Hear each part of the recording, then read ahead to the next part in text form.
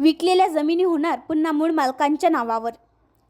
जमीन खरेदी व नोंदणी प्रक्रियेत अडचणी। गाव शहरालगतच्या 1-2 गुंठ्यांपासून 20 गुंठ्यांपर्यंत शेतजमिनीची खरेदी रीतसर कागदपत्रांद्वारे केली गेली आहे।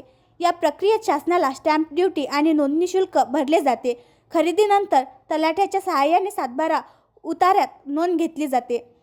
तक्रारीचा स्वरूप। अलीकडे काही लोकांनी सातबारा उताऱ्यात विकलेल्या जमिनीचा पुन्हा मूळ विक्रेत्याच्या नावावर नोंद होण्याबाबत तक्रारी केल्या आहेत।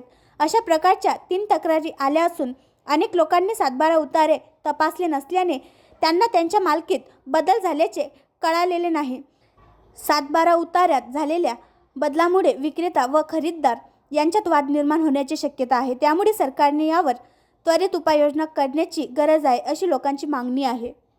तलाठ्यांनी दिलेल्या माहितीनुसार संगणकीय प्रणालीमुळे विकलेल्या जमिनीचा मूळ मालकाचा हक्क सातबाऱ्यावरून कमी होत नाही।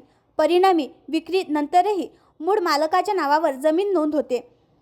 लोकांची मागणी आहे की विक्रेत्याच्या नावाची नोंद त्वरित कमी करून खरीददारांच्या नावावर हक्काने जमीन नोंदवावी। आणखी नवीन व्हिडिओ पाहण्यासाठी आमच्या देशमुख एक्सप्रेस न्यूज चॅनलला सबस्क्राईब करा, लाईक करा आणि शेअर करा।